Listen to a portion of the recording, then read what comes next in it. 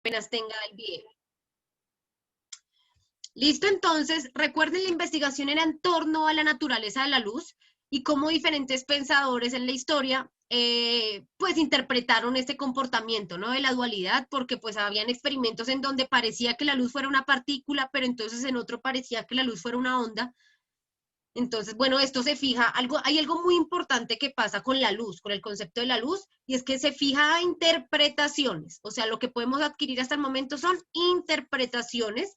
Obviamente las interpretaciones no son sacadas de los cabellos, sino tienen sustento y tienen sus evidencias y su método de, pues, de comprobación, pero no dejan de ser interpretaciones, ¿listo? Todavía hay espacio para seguir ampliando ese conocimiento.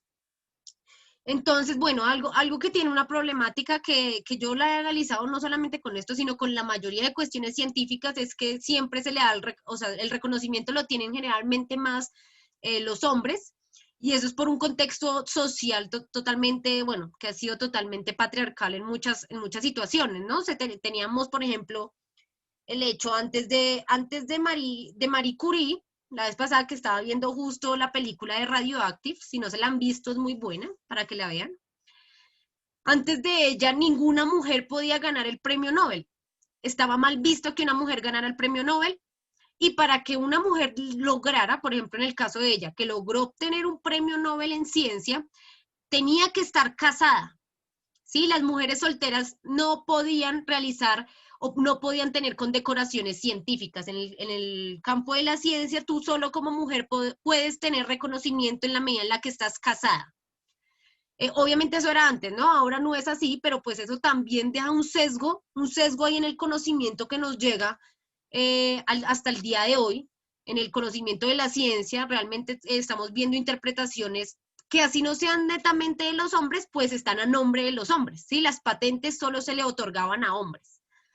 Y eso en el mejor de los casos. En el mejor de los casos, pues la mujer no se reconocía o se le daba la patente al esposo o al hombre, ¿sí? Si trabajaba con investigadores, pues la mujer no podía tener la patente. Eso en el mejor de los casos, porque antes de eso, pues básicamente una mujer que quisiera estudiar ciencia, pues era quemada, fin. ¿Sí? Cualquier mujer que supiera de ciencia, química, medicina, biología o física, era considerada una bruja. ¿Por qué? Porque las mujeres se consideraban especies inferiores, las cuales no podían razonar como científicamente. Entonces, cualquier razonamiento de tendencia científica de la mujer, pues era tildado de magia blasfema, aparte de eso, ¿no?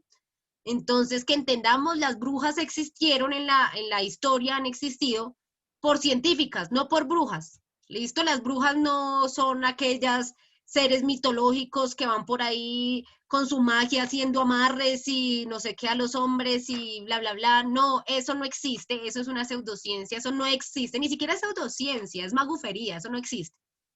Lo que sí existen son las mujeres científicas. Entonces, si vamos a ser brujas, vamos a ser brujas por mujeres en ciencia y no por seres mitológicos. ¿Listo? Los seres mitológicos tipo las brujas no existen, eh, pero las mujeres en ciencia sí existimos, y pues estamos acá, y todas ustedes, mujeres y hombres, son seres humanos en ciencia, a pesar de que no la ejerzan y no sean científicos. El hecho de pensarnos y cuestionarnos el entorno, los fenómenos que suceden a nuestro alrededor, nos hace curiosos y curiosas, y el hecho de ser curiosos y curiosas es un rasgo específico y de hecho es el más importante de las actitudes científicas. ¿Listo? Para que lo tengan en cuenta, un científico, una científica no es aquel que está con bata y así con los pelos parados. Bueno, a veces sí con los pelos parados, pero no necesariamente. Entonces todos podemos serlo, en la medida en que sentimos curiosidad y cuestionamos nuestro entorno.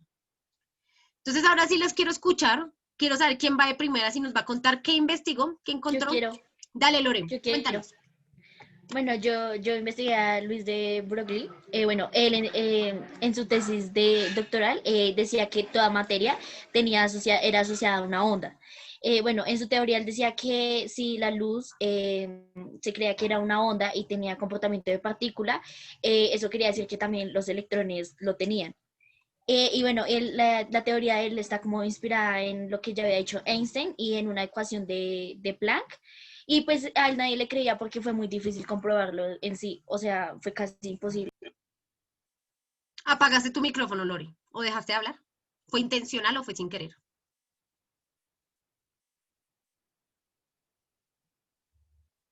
Lorena, ¿estás ahí? De pronto se le fue el internet. Ay, sí, chao, adiós. Lo que decía Lorena es muy cierto. Eso es como el fuerte de la teoría de Broglie.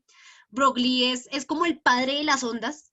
Para él todo es ondulatorio. Entonces él decía, si la luz se puede comportar como partícula y como onda, ¿qué detiene que el resto de elementos puedan tener la misma característica? Esa era como el fundamento de su tesis. Recuerden que en este momento no vamos a decir qué es cierto y qué es falso, porque quién soy yo, quién somos nosotros.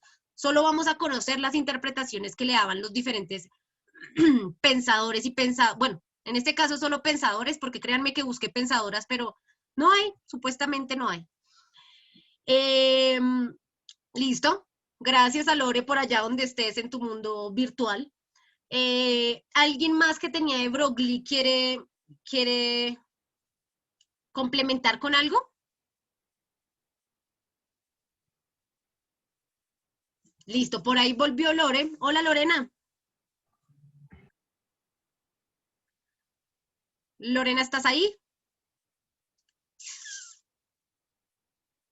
Listo, no te preocupes, no te preocupes. Muchas gracias por tu aporte, claro que sí. Listo, ¿alguien más tiene por ahí otro pensador que nos quiera compartir? Yo, Dale, Santi. pues mi pensador es James Maxwell. Él dice, él según su teoría, que se llama la teoría electromagnética, dice que esta teoría se usa hasta hoy en día. Dice que la luz, el magnetismo y la electricidad son parte del mismo campo, llamado campo electromagnético. En este campo se mueven y se propagan por medio de ondas transversales.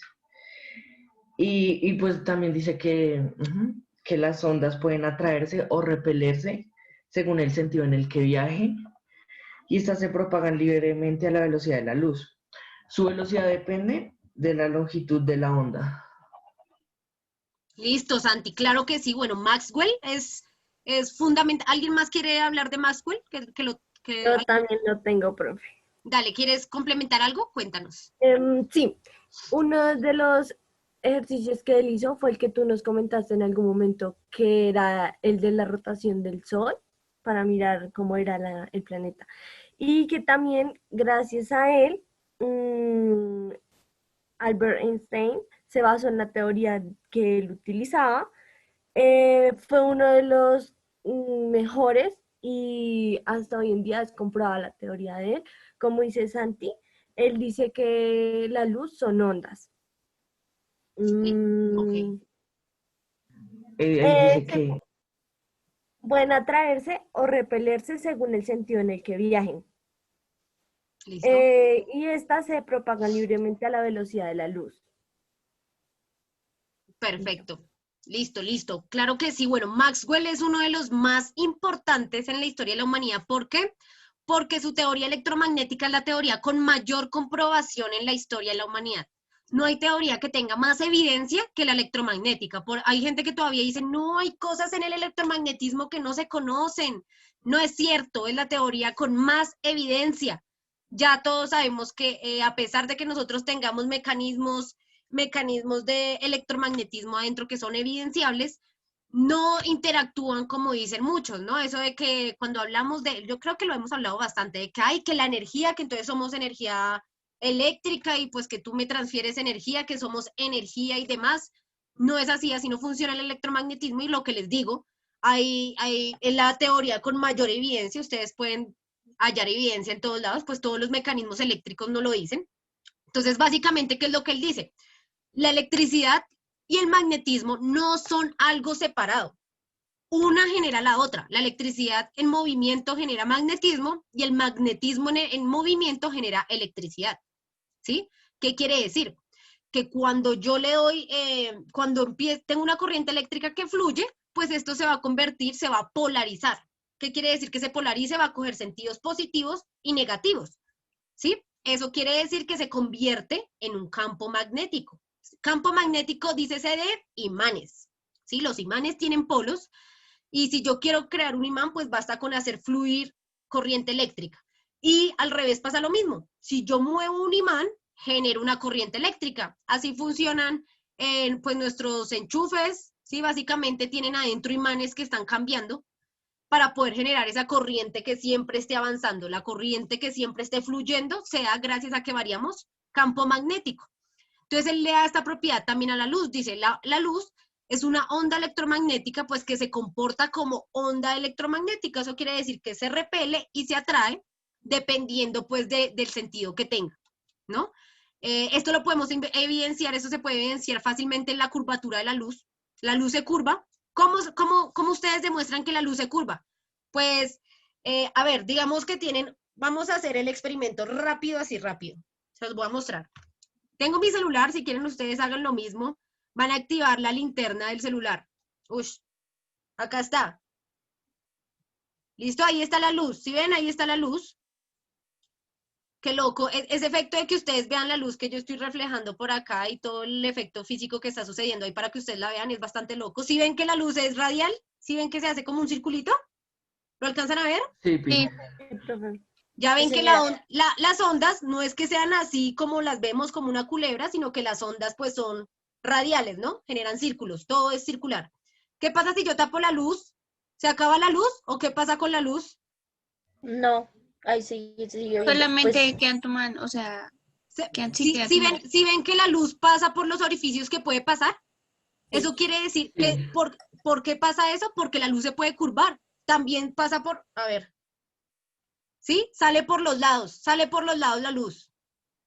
No es como que sea lineal. O sea, si la luz fuera, a ver, ahora apágate, ya. Si la luz fuera lineal y no se curvara, pues cuando yo le pongo un dedo encima, se apaga por completo, dejaría de ver todo. Pero no, la luz se puede curvar. Obviamente la materia es como como su impedimento para curvarse, pero entonces ella lo que hace es, chun, curvarse por donde pueda salir. Si no puede salir por ningún lado, pues se va a detener y se va a devolver, ¿sí? Se refleja. Pero mientras haya un orificio por donde ella pueda escapar, ella se va a curvar y coger la forma, ¿sí? Coge la curva, la comba. Eso pasa, eso lo podemos evidenciar en los eclipses, bueno, en muchísimos fenómenos naturales.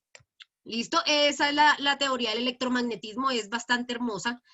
Entonces nos dice que la luz se puede curvar y que no solo se curva con la materia, sino que si yo le agrego un imán, la luz se curva también. Por eso, ¿qué pasa si ustedes le acercan un imán a una pantalla, a un televisor, a una pantalla del computador? ¿Han hecho Sí. ese experimento? Si no lo han hecho, no lo hagan, no lo hagan. Mejor vean videos de gente que lo hace. O si lo van a hacer, háganlo con cosas que quieran votar porque se tiran la pantalla, básicamente porque el campo magnético curva la luz y pues su pantalla pues funciona gracias a los electrones que emiten luz. Ustedes ya saben cómo funciona la pantalla, ¿no? Entonces, si yo acerco un imán, perturban completamente la onda de la luz. Entonces, ahí tenemos un montón de evidencia de que la teoría de Maxwell es certera y lo que les digo es la teoría con más evidencia en la historia de la humanidad. No hay nada más cierto que el electromagnetismo. De hecho, la fuerza electromagnética hace parte de las 4 fuerzas fundamentales. Listo, gracias chicos. ¿Alguien más tiene? Yo quiero. Dime, listo Aleja, ¿quieres complementar algo? ¿Quién era? No, es de Ah, otro. Jimena, listo, dale. Bueno, a mí me tocó Max Planck Sí, y esta teoría habla de que, pues, él decía que la energía solo, pues, entre la materia solo como que solo era posible por cantidades finitas o cuantos y que era lo que denominábamos fotones. Él también en la teoría dice que hay una falla y es el inconveniente de no poder explicar los fenómenos de tipo ondulatorio. Como no poder explicar las interferencias o las difracciones. Y es ahí donde dice que hay dos hipótesis contradictorias, que es la teoría de los cuantos o fotones y pues de la electromagnética. listo, claro que sí. Bueno, Max Planck, el padre de la física cuántica, entonces él plantea algo maravilloso. Resulta que se pensaba, bueno, si algo puede ser chiquitico, chiquitico, chiquitico, ¿será que puede ser al infinito chiquitico? Pues llega Max Planck y dice, no, hay una constante que no se puede pasar. Hay algo tan chiquitico, lo más chiquitico posible, es un número. Se llama la constante de Planck. Es un número, ahorita no me lo sé, tiene el orden de a la menos 34, o sea, imagínense lo chiquitico que es. Entonces, es un número, la constante de Planck. Él dice que es el paquete más pequeñito que puede alcanzar un cuanto, ¿sí? Cuando, o sea, la energía se encapsula en paquetes y el paquete más pequeñito que puede tener la energía está de ese orden, que es la constante de Planck. ¿Qué pasa cuando se supera ese numerito? Ya cuando tú avanzas un numerito más en escala, pues se manifiesta en radiación, se manifiesta en luz. Todo lo que supere la constante de Planck se va a manifestar por medio de radiación lumínica. Esa es como la teoría de Max Planck. Él habla, pues, obviamente, él defiende la posición particular de la luz, el hecho de que sea un corpúsculo o una partícula. Y es gracias a eso, a que él dice básicamente todo en el universo se tiene que empaquetar en pequeños cuantos. De ahí sale la teoría cuántica, ¿sí? Que la energía está empaquetada en cuantos, o sea, pequeños paquetes de energía, y dependiendo la cantidad de esos paquetes de energía, pues se manifiestan los elementos o los átomos diferentes, las partículas diferentes. Muchas gracias. Claro que Profe, sí. yo quiero seguir. Dale, cuéntame. Bueno, yo hice la naturaleza de la luz según Christian Huygens. Bueno, él dice que se considera una onda mecánica y que es semejante al sonido y por lo tanto que es longitudinal y O que sea, para sí. su Ajá, sí, exactamente. Y que para su propagación necesita un medio al que llamó éter, que llena todo el espacio y se deforma al paso de la onda. También hay una cosa que se llama el principio de Huygens, que dice que cada punto alcanzado por la onda luminosa actúa como centro emisor de ondas secundarias y la onda principal es la envolvente de todas esas ondas secundarias. Bueno, lo que yo entendí es que hay una onda súper grande que también despliega otras ondas y que a la vez esa onda como que atrapa todas esas mini ondas. Bueno, eso es lo que yo entendí. ¿Listo? Y... Bien, bien, bien. Sí, ya. Listo, Mariana. Bien, muy buena interpretación. Bastante cercana a la interpretación que le daba Huygens. Acá ya nos devolvimos en el tiempo un montón, ¿no? Nos devolvimos en el tiempo un montón y volvemos a considerar el éter. Recuerden que hay dos tipos de ondas, ¿no? Tenemos las ondas mecánicas, que necesitan un medio mecánico para propagarse, ¿cierto? Como lo son todas las ondas que se dan acá en el planeta Tierra adentro, pues se propagan por el aire o por el agua, como las olas, ¿sí? Necesitan un medio material para propagarse. Tenemos las ondas electromagnéticas, que Huygens todavía no las consideraba, pero tenemos las ondas electromagnéticas que nos hablan de que son ondas que se pueden propagar en el vacío relativo.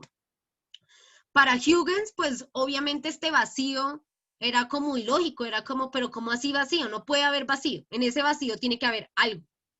Y ese algo le llamaban éter. De ahí, de Huygens para atrás, todos pensaban en la existencia del éter. Entonces, pues, ¿qué pasaba con el éter? Pues era el medio en el cual se propagaban las ondas que hoy conocemos como electromagnéticas. O sea, no es que se propagan en el vacío, sino se propagan en un fluido, era como un fluido que ellos consideraban que era pues el éter. Entonces, en eso resumían que todas las ondas en el universo terminan siendo mecánicas porque no existe el vacío, sino lo que tenga vacío estará lleno, rellenito de éter.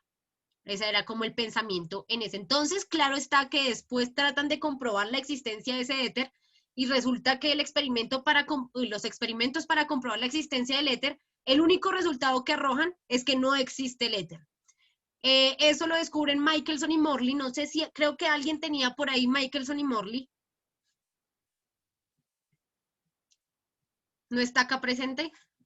O quien lo tenía no lo ha investigado o no entendió un carajo. El experimento de Michelson y Morley es bastante complejo, es un poco engorroso.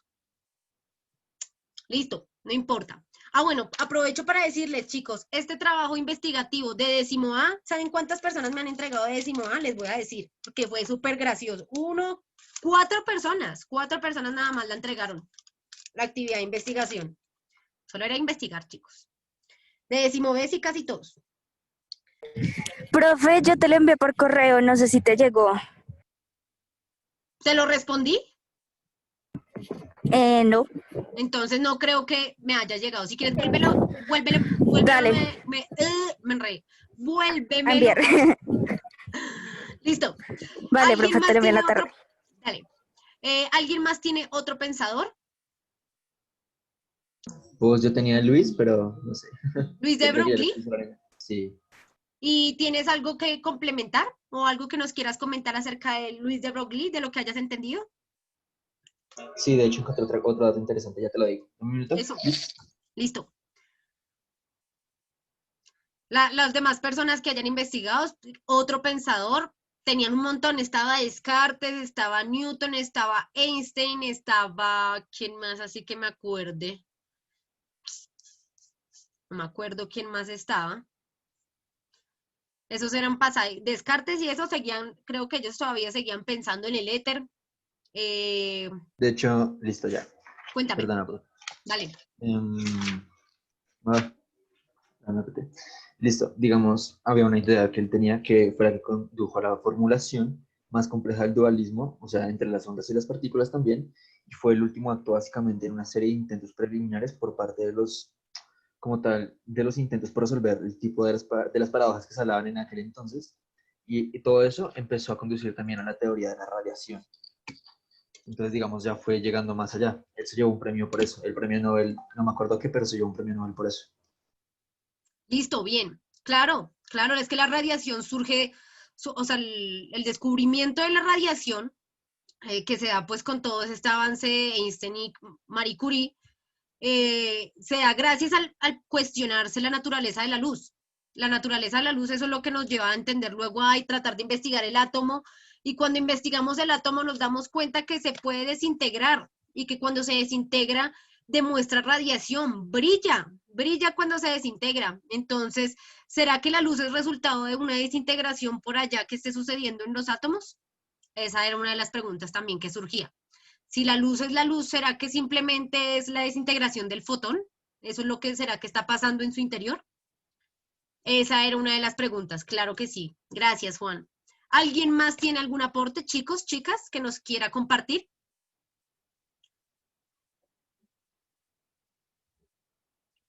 Pues, profe, me gustaría hablar a mí. Dime, dale, vale.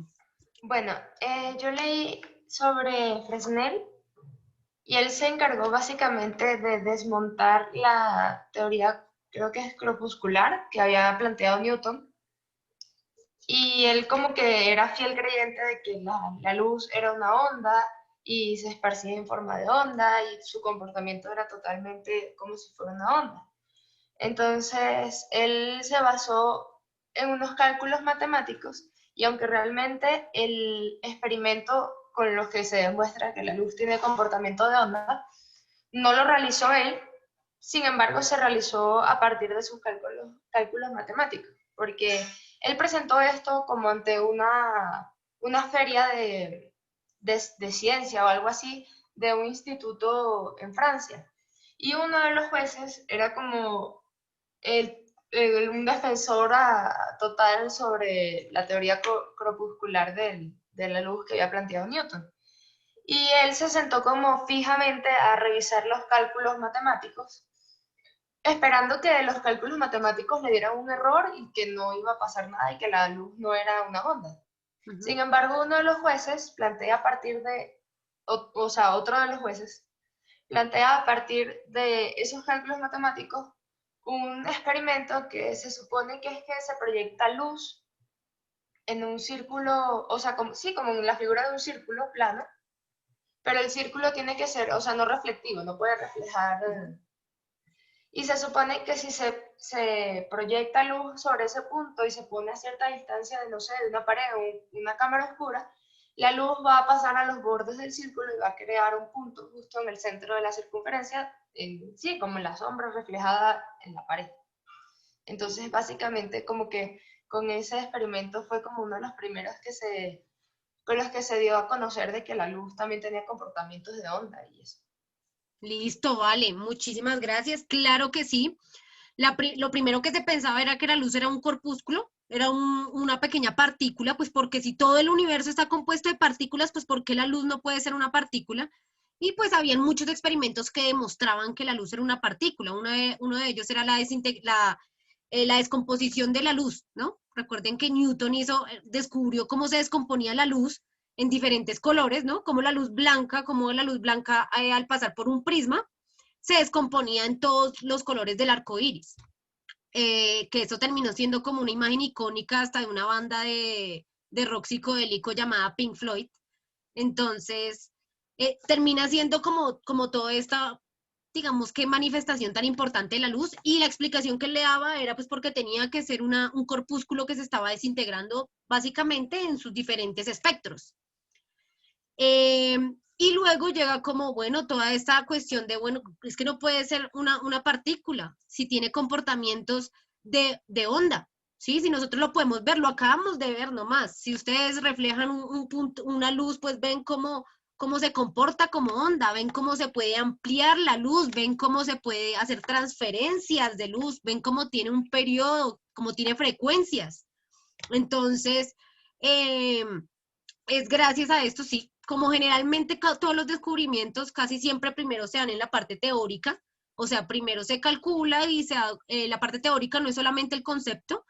Recuerden que la parte teórica de un descubrimiento es el complemento de dos partes. Uno, el concepto epistemológico, o sea, la filosofía que hay detrás de mi concepto. Tiene que haber un porqué como existencia humana, una filosofía. Recuerden que la física, antes de ser física, se consideraba que era la filosofía natural, nada más. Y aparte de eso, otra parte que involucra la teoría no es solamente la filosofía, sino el sustento matemático. Las matemáticas entran en la parte teórica, ¿sí? Pasa que muchas personas a veces estudian física, quieren estudiar física teórica porque piensan que la física teórica no incluye las matemáticas, pero pues la física teórica es como por las matemáticas yo sustento el argumento filosófico. Entonces, pues con base como en esto, en toda la epistemología más que todo y en los cálculos matemáticos, pues es como se pueden plantear, cómo se plantean la teoría pues ondulatoria de la luz, que luego ya pasan a experimentar, ¿sí? Hay muchas cuestiones que, bueno, yo lo descubro de primera mano por el experimento y luego ya lo teorizo, ¿sí? Me doy cuenta que sucede algo y luego ya lo paso a una ecuación, como lo fue con la teoría de la gravitación universal. Newton primero se da cuenta que las cosas caen, ¿sí? Y luego de darse cuenta que las cosas caen y que todos los cuerpos caen hacia el cuerpo más masivo, pues es cuando plantea su gran ecuación de la teoría de la gravitación universal. Pero también está al contrario, ¿no? Hay quienes primero lo plantean teóricamente y luego en el experimento, pues se dan cuenta si sí es cierto o si al contrario debo falsear mi teoría. ¿Sí? Esa es como la virtud de la ciencia, que siempre está en constante retroalimentación por diferentes partes. Listo, acá Santi nos había dado el número de la constante de Planck, que es 6.63 por 10 a la menos 34. Sí me acordaba del orden de la exponente. Imagínense, ese es un número muy, muy pequeño. Piensen que nuestra escala sería 6.63, es nuestra escala. Ahora, 6.63 por 10 a la menos 34 son 34 ceros antes, o sea, es una cosa demasiado chiquita, es 0.00034 veces. Entonces, es un número bastante pequeño, en donde se supone que es la constante más pequeña de los paquetes de energía. Listo, chicos, entonces estas investigaciones acerca de la luz nos llevan a cuestionarnos un poco, bueno, de qué está hecha la materia, porque como ahí nos decían al principio, pues uno se hace una pregunta, ¿no? Como si la luz se comporta de onda y partícula cuando quiere, ¿por qué los otros elementos no podrían hacerlo? Entonces es importante que empecemos a indagar acerca de qué se conforman las otras cosas, de qué se conforma la materia. ¿Listo? Entonces en torno a eso vamos a hablar el día de hoy. Yo creo que ustedes ya deben conocer un poco este enfoque de la estructura de la materia. Entonces vamos a hablar un poquito de eso. Recuerden que todo va por escalas, ¿no? Entonces, por allá los griegos, en la época de los aristotélicos, hacían un experimento sencillo. Entonces, cogían un vaso de agua y lo vaciaban, o sea, pasaban la mitad de esa agua en otro vaso. ¿Sí? Entonces decían, bueno, ¿yo cuánto puedo hacer esto? Digo, pasar a la mitad, luego esa mitad pasarlo a otro vaso y que se convierta en un cuarto de agua, luego ese cuarto de agua vaciar en otro vaso. ¿Hasta qué punto yo puedo hacer eso? ¿Sí? ¿Será que habrá un límite? ¿O yo podré dividir el agua infinitamente? Entonces, bueno, a la conclusión que llegan es que tiene que haber una unidad indivisible y muy pequeña de la materia, la cual ya no se pueda repartir, pues, ni dividir, ¿no? Pues eso significa que sea indivisible. A esta unidad se le llama el átomo, ¿sí? Entonces, ¿qué decían ellos? Pues el átomo, hasta el sol de hoy se conoce como átomo, pero entonces ellos pensaban que era la unidad, primero, más pequeña, cosa que ya se quebró esa idea, y segundo, indivisible, cosa que ya se quebró esa idea. Entonces decían, bueno, el átomo tiene diferentes configuraciones y dependiendo de sus configuraciones, pues nos da cuenta del elemento. Ahora, en ese entonces, el elemento o los elementos no eran los que conocemos hoy en día en nuestra tabla periódica. No, en ese entonces se pensaba que los elementos solo eran 4. Agua, aire, tierra y fuego. ¿Sí? Hacia lo Avatar, a lo Leyenda de Aang, era así. Eso, para los aristotélicos, esos eran los 4 elementos que regían el universo. Entonces, dependiendo cómo se configuraran los átomos, pues podía ser fuego, podría ser átomos de fuego, o podrían ser átomos de agua, o átomos de tierra, o átomos de aire. Hasta ahí se tenía esa idea, ¿no? Luego, pues ustedes ya saben, con los avances de la química y con la exploración en minerales y pues demás recursos en la Tierra, pues se van descubriendo poco a poco que los elementos realmente no son estos, sino que hay una unidad aún más pequeña. Entonces ya se dan cuenta que, bueno, por medio también del tubo de rayos catódicos, que recuerden que es el experimento, bueno, es la maquinaria que tienen todos los televisores antiguos, que lo que se encarga el tubo de rayos catódicos es básicamente recibir energía eléctrica y polarizarla. Entonces darle sentido positivo o negativo para que se ubique en un lugar de la pantalla, ¿no? Así funciona básicamente un televisor de los antiguos, los que tienen la cola ahí enorme. Entonces resulta que, bueno, la única forma para que un átomo se pueda polarizar es porque esté compuesto de partículas, ¿sí? Entonces se descubre que el átomo, pues, no es la unidad más pequeña, sino que dentro del átomo hay cosas aún más pequeñas, que son partículas. Entonces tenemos el electrón y tenemos que está, pues, alrededor de ese núcleo del átomo, y tenemos un núcleo en donde están protones y neutrones fijos dentro del núcleo, ¿sí? Digamos que lo que pasa es que los protones pues son muy pesados, entonces ellos están ahí en su núcleo. Recuerden que los protones son los que le dan el peso al átomo. Entonces está ahí el protón en el núcleo, pero entonces el protón pues tiene carga positiva, ¿cierto? Eso quiere decir que lo lógico sería que se repelieran entre todos los protones dentro del núcleo. Entonces por eso están los neutrones. Los neutrones son partículas pues que tienen carga neutra y que se encargan de mantener a los protones ahí encerraditos en ese núcleo, en la cárcel más fuerte de todo el universo, ¿sí? Donde no se van a salir, el protón no se va a salir. Bueno, esto tiene unas implicaciones un poco más larguitas que luego estaremos revisando ahí poco a poco.